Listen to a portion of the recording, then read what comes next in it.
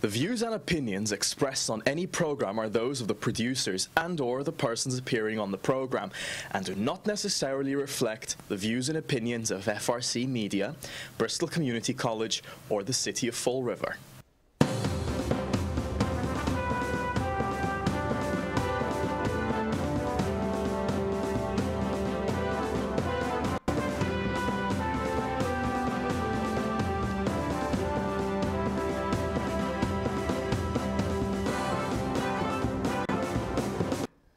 Well, good morning. Welcome to Spindle City Straight Talk. I'm Chip. And I'm CJ.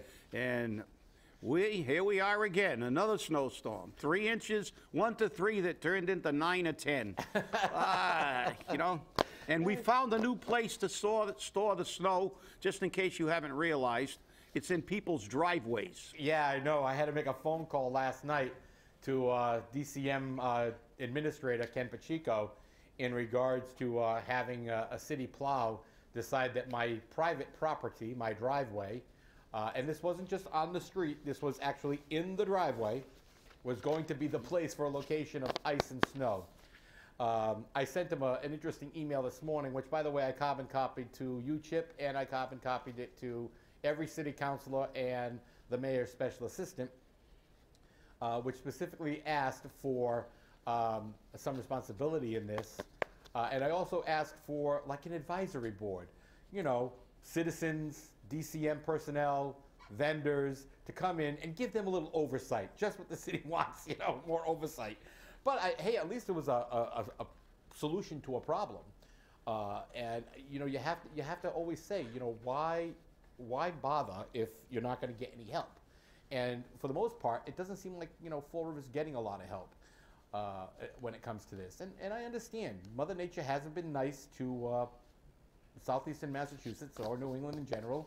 And we've had actually, I guess it's the second highest snowfall since 2005, being the highest snowfall amounts for the season so far. And you know, Mother Nature says, I don't care where you put it, I'm just going to put it everywhere. Yeah. Well, we've had it's the second highest. I'm not sure if it's 2005 or Channel 12 said, I think it was 95, 96, but that's irrelevant. But it's also the worst winter we've ever had, because it's the second highest accumulation of snow, but it's also the second coldest on record by a very narrow margin for being the first.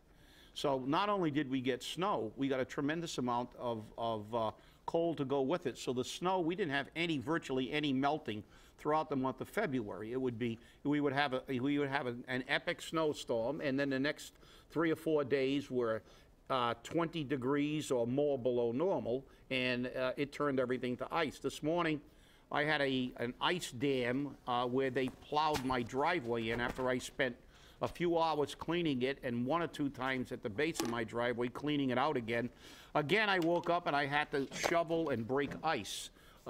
It's, you know, I understand it's difficult, but, you know, they can see driveways, and it's also, I live on the hydrant side. So not only are they plowing my driveway in, they're plowing fire hydrants in. I think, you know, they should be a little bit more sensitive to what they're doing and paying attention. Actually, I am going to talk to Kenny. I'm not going to send him an email. When I see him personally, I'm going to tell him, because actually one of the other snowstorms, I had a guy come flying down my street with a plow while I was in the driveway and basically plowed my ankles in. And he had his heat blasting. He was in a T-shirt, smoking a cigarette, flying down the street and plowing everybody in. So, I mean, you know, you could have tilted the plow a little bit, and when you get to a driveway and pull the snow to the center, and then re-articulate the plow, and maybe try to only leave as little snow as possible, not as much snow as possible in people's driveway. You know, I mean, we're paying, what did you say, CJ, $30,000 an inch for snow removal? Yeah, something like that. That was one of our tipsters who called this morning. Yeah. Which is nice that people are actually watching the show. I know that we get a lot of comments on YouTube, and we get comments on Facebook, and we do get tips that people call in on. So please look at the tip number at the end of the show. But he had some questions that he wanted to direct specifically at you, Chip, because he also watches you on the retirement board, because I guess they televised that meeting. And he wants to know what type of shenanigans that Gupta, Mr. Gupta, is pulling. And he wanted to know who the woman is that's on the side shaking her head because he can't see her on camera, but basically saying, you know, don't answer this, you know, or whatever the reason. What's all that about? And why is there such a game with this? As you said earlier before our show, you know, our pre-show conversation, you're the only person that ever asked why retirement contributions, that's money, by the way, taken out of the city employees' checks and given to the city for their pension, is being used to fund the city budget. And we have that proof in votes that the city council has taken. So yes, all 9 of them said, hey, the heck with your pension, we're going to take this money. So, well, to answer our caller's question, the female that was alongside Mr. Gupta is Christine Tetrol. I don't believe she was telling him not to ask that question. I believe she was completely confused by his line of questioning, as was I, because he wanted a lot of data and stats broken down to a very finite reason, and there's really not there's really no reason for it. And obviously, that's only my 2nd meeting on the board. I was just elected, and if you know me, I'm going to ask a lot of questions. There's going to be a lot of digging with me on the board. We're not going to let anything go without questioning it, and we're going to bring everything out into the light of day. It's not going to be just done and without any comment. I am the representative and an elected representative for the retirees, and I'm not going to stand idly by and allow them to take money that's supposed to go to the retirement system and use it for salaries, and then say the retirement system is broke, and it's broke because they stole money, without making it public and asking questions and making the people who take that money out to be held accountable. So, you know, this is a work in progress. Mr. Gupta, I believe, was attempting to get figures for the breakdown. Alan Silva, anybody who knows, he's a great numbers guy, but he breaks everything down into such a finite package that sometimes it's not relevant. As far as I'm concerned, as far as retirement concerned, retirement's by groups, a group 4 employee or police and fire, public safety, corrections officers. So it doesn't matter whether you're a police officer or a firefighter. The pension is the same, the retirement age, the computation of pension. So your liability is your liability. He wanted, you know, some breakdowns by departments, by individuals, et cetera. I don't know what they're trying to do with that, because sometimes when you get too many figures, they're trying to lose people in the shuffle of too many numbers. But I guarantee you, I appreciate the call, and it's nice to know that people are watching, you know, I take that job as I did every job I've had, president of the union, and I take my obligation to the retirees and to the city and to our public servants very, very seriously. They're not gonna do this without having some noise made. You didn't hear much noise from the retirement board for a very long time, but unfortunately they've got me on there now, so they're not going to get away with it without me making a comment on it and asking a heck of a lot of questions. So you're going to play Pontius Pilate on the retirement board? Well, I'm definitely not washing my hands of it, but well, CJ, let's segue. We have some huge news here. Huge news. Yeah, we got Amazon coming back. Amazon. They're coming to take us away. And I think it's interesting because the mayor sent out, actually went on WSAR first thing Thursday morning. And because I had not received confirmation prior to the mayor's announcement, I will not release the information. I had sent Jeff Bezos and Mike Grella an email asking for confirmation that they had entered into a new deal with Fall River. And then I went looking for the new TIF agreement, because there's a significant decline or decrease in the project. Number one, it's 500 jobs, not 1,000 anymore. And that's because, like we said when this first came up, Amazon is going to depend on automation. And they are automating this facility. Secondly, it's now a 60% TIF, no longer 100% TIF, which is actually some benefit to the city. I've got to look at the TIF and see where it actually is. But again, no guarantees for Fall River, no guarantees for the people. Okay, we need the jobs. I'll be the first one. And I actually wrote a letter to the editor in regards to what is economic development. And I want to quote just the definition. Economic development is defined as the sustained, concerted actions of policymakers and communities that promote the standard of living and economic health of a specific area. Economic development can also be referred to as the quantitative and qualitative changes in the economy. Now, I know there are, one or two people on the city council that can understand qualitative and quantitative. The rest are just oblivious to it. And we know that the Fall River Office of Economic Disaster has no clue what this definition means because it doesn't apply to them.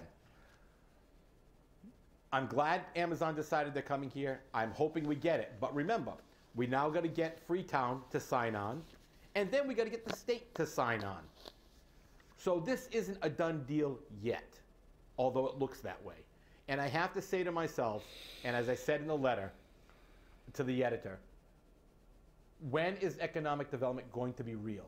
Okay? I closed it with, and I have to say this quote on the air because it's important. I'm not against any company coming to Fall River. I welcome it. But when we roll out the carpet, do we have to give away the kitchen sink as well? Fall River and its elected officials are at times their own worst enemy. We have become so desperate at Fall River that every company and every contracted company says, the hell with them, they need us or me, and they will pay for it and give us everything with no guarantee or minimal guarantees to the community or the city. Fall River has become a corporate concubine, and the Office of Economic Development, their pimp. Prove me wrong, prove the people wrong, and deliver substantial and sustainable development where the taxpayers and the citizens benefit. See, that's the key, sustainable. And we don't have sustainable anything in Fall River. Well, I think the definition that you read is extremely telling. I mean, the fact is that if we look at that criteria, quantitative and qualitative, we can quantify that these things, well, we really can't in many cases. That's one of the problems. Because now we have them coming in with 500 jobs as opposed to 1,000 jobs. But then when you ask for stats, because they love data when they want to confuse you, but when the data is relevant, they won't give it to you. I plan on asking them to, when this is made, and obviously I'm happy they're going to pay some taxes because the impact it has on the quality and the quantifiable effect it has is impossible to determine except for the reduced tax they give. Because if we hire 500 people and now they're saying we can't ask them how many people from Fall River will get hired, we can't demand that they do. Okay, you can't demand, but after they're finished hiring, you can ask that company and say, we want to know how many people from Fall River applied, how many people were hired. And we understand that there are some people that are not going to get a job. There are people with, maybe with criminal records or don't want to apply because of whatever, drug testing or whatever. But the fact is, let's see the real impact we have on Fall River. They can, to them, economic development is getting a building. And it's not. As the definition says, it's only economic development if the quality of life improves. And the reality is, based on some stats I'm researching right now, it appears as though the household income in Fall River has actually gone down since the last time I checked and went before the council. That is not, it is now below $34,000 per household, which is rather ironic considering that we've got you know, we're giving out jobs for 45 and 70,000 like it's nothing, when a family of four, as a household is defined, is now living on maybe less than 34,000, maybe 31,000 and change. I mean, it shows that the economy of Fall River is getting worse. People with money are moving out. We're having people who make virtually no money, yet we continue to increase the size of government, the taxes, the fees, and we wonder why the people with the money don't stay here. They bail out. Why should I stay in a city that's got crime issues and all the other issues this city has? You know, you never know how many increases you're going to get. It's totally unstable. But they try to con you and say economic development is getting a building built and maybe 500 jobs. Well, after it's over, let's see how much tax they pay. Let's see how many people from Fall River they actually hired. And let's quantify what impact it has on the city by seeing if that elevates the average household income, if it increases the amount of business being done by businesses in the city of Fall River because people actually now have money to spend. And then we can say this was a good thing. Taxes, yeah, we need every penny we can get. Am I being negative? Well, no, I'm not being negative. I'm being, you know, let's be truthful to ourselves. You know, is it nice to have another taxpayer on the rolls? Yeah. But the fact is, if they don't have a bunch of people in Fall River working here, when the TIFs are gone, they're going to probably be gone. And as CJ said, sustainable. And about this, for you people, this is quote day, for you people who say that, you know, we're negative, we're not being negative. We're making an observation, giving you our opinion of what's happening here. And this is a quote from a former president, and a very good president in my estimation, Theodore Roosevelt. The president is merely the most important among a large number of public servants. He should be supported or opposed exactly to the degree which is warranted by his good conduct or his bad conduct, his efficiency or inefficiency in rendering loyal, able, and disinterested service to the nation as a whole.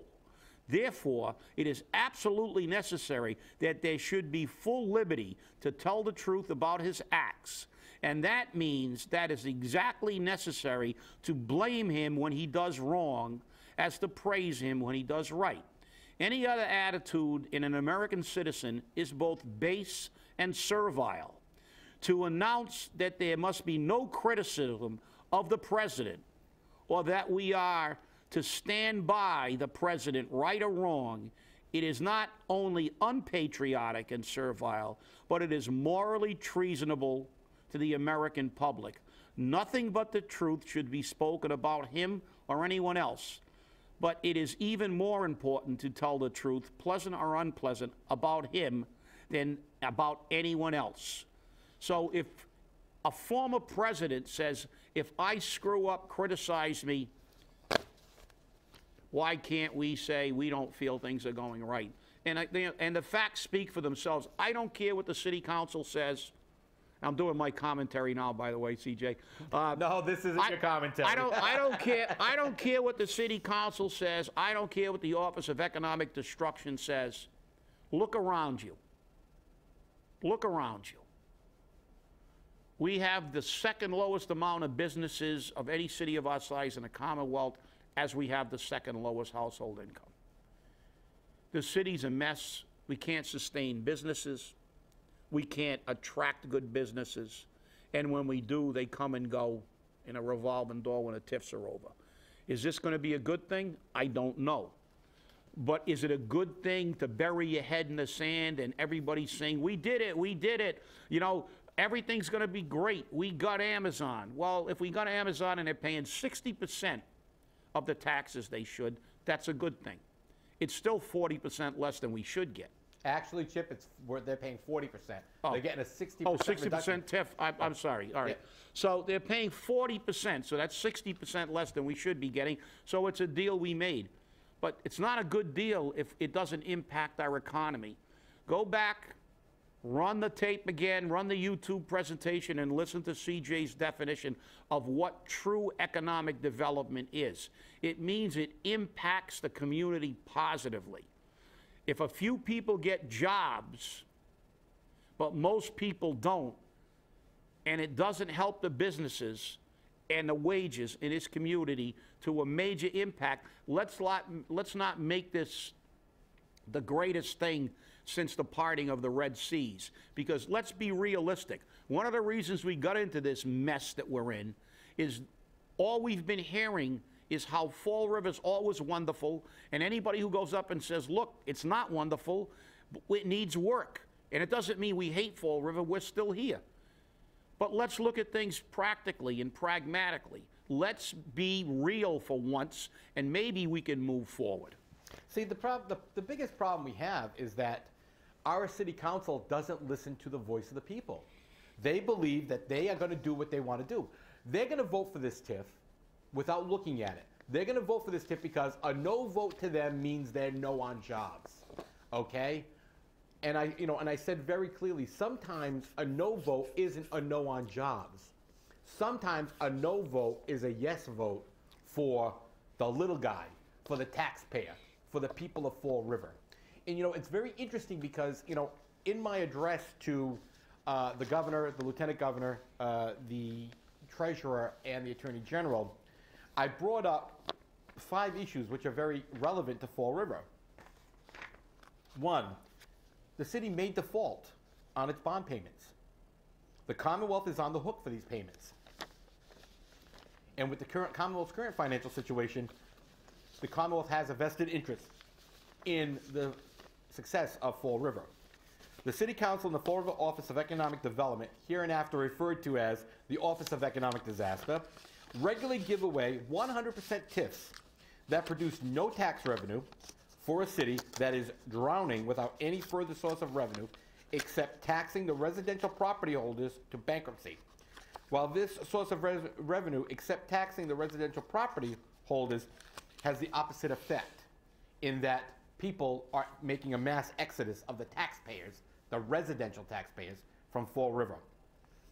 Increasing tax credits and grants to developers in Fall River for the development of low-income and moderate-income housing is another thing. We have an abundance of housing in Fall River. There have been numerous studies showing that Fall River has too much housing. Yet you have Anthony Cordero trying to get historic tax credits for Commonwealth Landing, or whatever they're calling it, where Jerry Remy's is, to make 130, now they're saying high-end units, rental units. We need more rental units like we need a hole in the head. And I firmly believe that those units down there will become like Point Gloria. They'll become Section 8 housing, and people will be very upset. In the past practices of the Commonwealth has always been the same thing too. Let's shovel all the crap down to Fall River. Let's clean up Boston for development. This is economic development. This is true economic development. They clean up a whole part of the city, redevelop the whole area, business, high-end homes. They get rid of the riffraff. They send all the low income, all the undesirables to Fall River and New Bedford. And we take them, creating a bastion of businesses in Fall River which don't pay taxes, i.e. all the nonprofits. And they don't even pay fees in lieu of taxes. Maybe the city should start saying, okay, we don't have a problem. Come on to Fall River. We'll take you. We love you. People Incorporated, we love you. Okay? Seven Hills, we love you. Charlton Memorial, we love you. Every time we have to answer a call for a fire, you're getting a bill. Every time we have to send a police car, you're going to get a bill. Oh, you got to pay for all your trash, by the way, so you're going to get a bill. Maybe that's what we need to do. Because if they don't want to help, now they're supposed to be, members of the community. If they don't want to help, then maybe they should be billed to death. I mean, it just seems like the only way we're going to get anything out of all these nonprofits that keep popping up in Fall River is to hit them with all the fees instead of hitting the residential property owner or the landlords with fines and fees for a pay-as-you-throw program, which the majority of people in Fall River don't want. Well, your frustration is evident, CJ. It's not frustration, it's passion. You're frustrated. You have passion, but it's fueled by frustration, and yes, it is. I don't blame you because, you know, the problem I see is I'm going to be complaining again, you know, because I see this TIF going through, and you know, as I said, you know, we need it. We need any kind of tax, 40% or you know, and we need 50 jobs if we only get 50 or 100 or hopefully 200. But how much will 200 jobs at a fairly, you know, they're not going to be the highest paying jobs. They're not going to bring in all their top managerial staff. They're not going to hire them from Fall River. So they're going to be probably, you know, lower end jobs. But, you know, okay, you give 200 people a job, so those people maybe will now infuse the economy, but to a very small degree. I mean, 200 people, Chip, let's face there it. is no guarantee that the number one are full-time jobs, okay, that we know of so far. I have to really review the TIF. But Amazon notoriously does not hire full-time employees. They hire temps, and they hire part-timers. Yeah, no benefits. And the most they're going to hit the high point, that 500 jobs, is probably going to be around the holidays. Yeah, but no, the point I was going to make was that I'm going to be complaining not because we know that, and we probably will be able to do that. But the fact is, they talk about quantifiable. You can need data to quantify, and we're never going to get the data. What bothers me is the city council will now, you know, everybody will be singing and dancing like we got a steel mill that's going to employ 10,000 people or something like that, and they're going to make this like it's the panacea. It's the new casino. So now it's going to be the answer to our problem. This is the beginning of the renaissance of Fall River. Yes, it is. You know, we went from 1,000 to 500. We're getting 40% instead of 0. It's amazing. We're ready. We're off to the running. And as you said, but promises, you know, words without deeds are worthless weeds, a wise man once said. So why don't we quantify? Why don't we do what it says by gauging our economic development by the definition? Why don't we quantify the impact that this business has on Fall River?